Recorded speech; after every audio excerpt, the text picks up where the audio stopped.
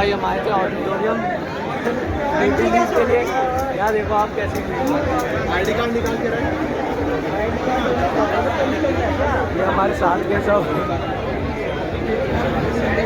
हमारे को वीडियो नहीं दे।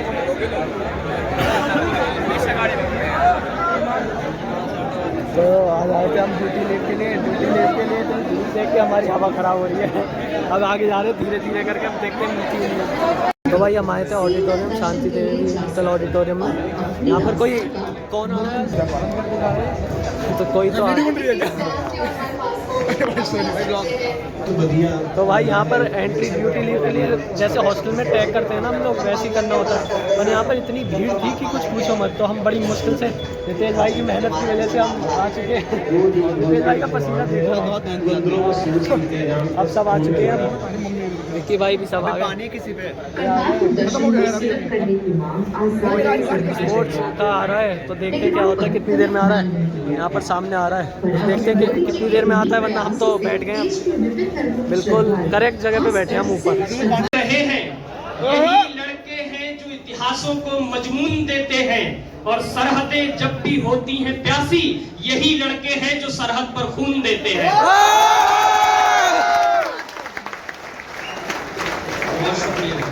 ऐसी वाली तालीम इम्पोर्टेंट भाई इनकी शायरी सुनी, इतनी अच्छी शायरी बोली। एक ये बोल रही है और एक मैम ये बोल रही है इधर खड़ी होके, बिल्कुल कुछ समझ नहीं आ रहा मैम जी। देखो वो भाई की शायरी बड़ी खतरनाक थी। वो जा रहे अरे अरे अरे जा रहे। तो भाई लोग बैठे हैं इधर, पंचम बैठा है, रितेश भी बैठा है। देखो रितेश राम राम भाई सारा नहा रहा है पसीने से। तो भाई यहाँ ऑडिटोरियम में फंक्शन चल रहा है और ये पबजी खेल रहे। देख लो शक्ल देख लो इस बंदे की। तो भाई स्लोगन सुन लो आज के फंक्शन पर।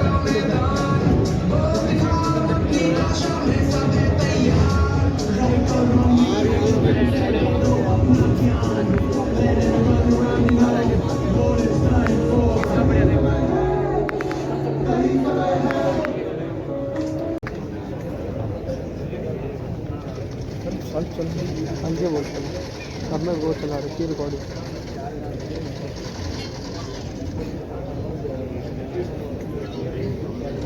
मार क्या मैं हल्के with which my worthy opponent speaks. However, I am not envious of the utter ignorance with which my worthy opponent speaks. He tells us and he congratulates us as a country on a whole.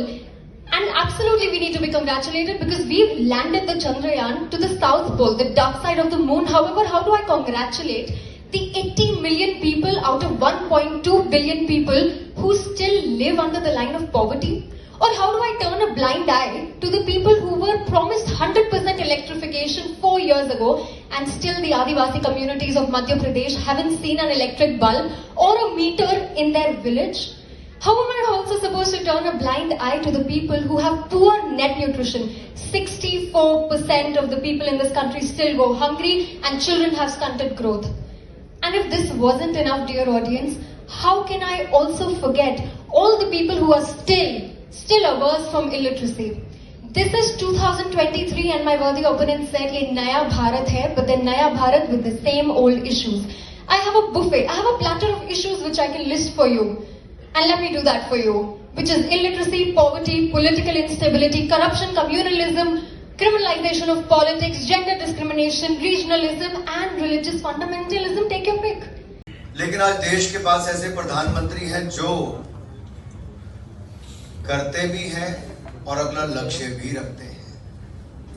और अगर हम शुरू करें आज की presentation का, what does this mean fragile 5 to top 5?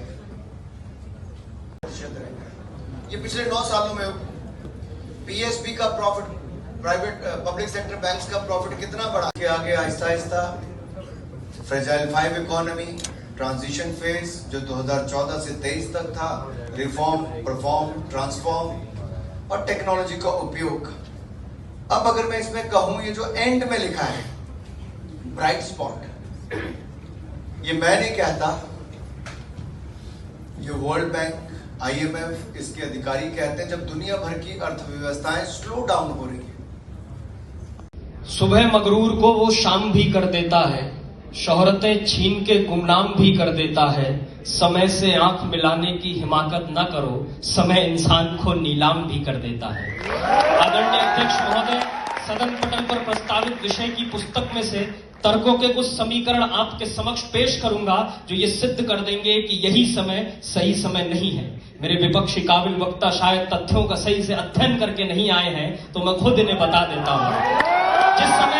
जिस समय भारत के अंदर भूख से तड़पती अंतड़ियों का आलम यह हो कि भारत भुखमरी में 116 देशों की सूची में से 107वें स्थान पर हो, जहां भारत के अंदर पर कैपिटा इनकम 1,14,000 से घटकर 91,000 आ गई हो, जहां 45 सालों में बेरोजगारी दर सबसे ऊपर हो, जहां टिकटॉक और पबजी बैन होने पर खुशी मनाने वाले लोगों को शायद पता ही नहीं कि पिछले 7 सालों में चीन से भारत के अंदर आयात 60% बढ़ा है और आज चीन का भारत के आयात में 15.42% का हिस्सा है।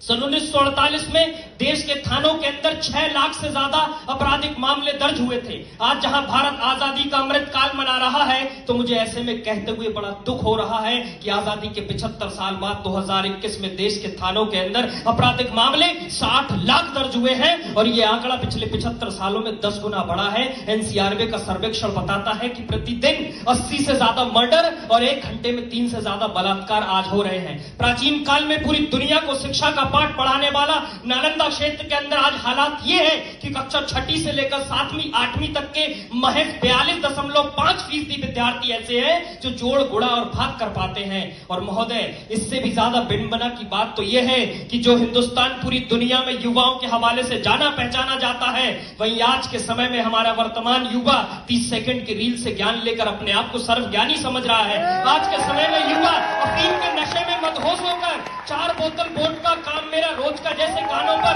फेंकने को शान और शौकत समझता है। और आज के समय का युवा टीवी चैनल और अखबारों से मिलने वाली गलत खबर की एक चिंगारी से दिल्ली की सड़कों को टायरों की कालिक से पाट देता है। ये समय उचित समय नहीं है। जय हिंद, जय भारत। नकोदर से होके ये आपका अमृतसर का हाईवे एक्सप्रेसवे यहीं से गुजर रहा है। मैं कहां पे था? 10वें नंबर पे। अब आते आते 2017-20 अब हम आते आते 5वें नंबर पर हमारा भारत दुनिया की अर्थव्यवस्था बनी और 2027 तक ये तिरंगा झंडा दुनिया की तीसरी सबसे बड़ी अर्थव्यवस्था हमारा भारत। और ये हुआ कैसे? ये है, इसकी मैं डिटेल्स में आपको जाऊंगा। This is a snapshot what you could go through. These are the 11 points I may run you through it. Minority investment की प्रोटेक्शन के लिए क्रेडिट कार्ड से लेके डायरेक्ट टैक्स कलेक्शन। अब डायरेक्ट टैक्स कलेक्शन कैसे बढ़ती है? ये दुनिया की सबसे बड़ी मार्केट में से एक भारत है जो 28% ग्रोथ रेट ओटीटी की हर साल है और मीडिया एंड एंटरटेनमेंट सेक्टर हमारा $100 बिलियन का 2027-28 तक हो जाएगा। आज वो $30 बिलियन का है। ये देखिए कितना ग्रोथ रेट इस सेक्टर में है। इसके अलावा डिजिटल एजुकेशन, ये एजुकेशन की हमने बात ही की, उसको भी हमने अधिकतर एरियो से खत्म कर दिया। गिने चुने 10 जिलों में मुश्किल से लगा, बाकी सब खत्म कर दिया। पिछले 9 सालों में इतने ज्यादा टेररिस्ट ने सरेंडर वहां पे किया है, उल्फा से लेके बाकी मिलिटेंट्स ने, नागा से लेके बाकी इश्यूज को रिजॉल्व किया। 76% रिडक्शन हुई है एक्सट्रीमिस्ट इंसिडेंट में नॉर्थ ईस्ट में। 77% हमारे लेफ्ट विंग एक्सट्रीमिस्ट एरिया जो है, जैसे हमारे छत्तीसगढ़ में भी है, हमारे आंध्रा तेलंगाना के कुछ एरिया, महाराष्ट्र में भी है और नॉर्थ ईस्ट में भी है। इनमें भी 77% कमी आई है नक्सलवादी इलाकों में। 44% कमी आई है जेएनके में। मैं आपको उदाहरण बताता हूं, क्योंकि मैं 2011 में कलकत्ता से कश्मीर मैंने यात्रा की तिरंगा झंडा लाल चौक पे फहराने के लिए, क्योंकि वहां पे तिरंगे झंडे को जला दिया जाता था, पाकिस्तान के झंडे को कोई लाल चौक पे चढ़ा देता था। मैं कलकत्ता से चला, कई राज्यों से होकर यात्रा गुजरी। मैंने देश के युवाओं को कहा, इंडिया फर्स्ट, हमें देश के लिए चलना है, तिरंगा यात्रा निकालनी है, देश को एकजुट करना है और देश के लाखों नौजवान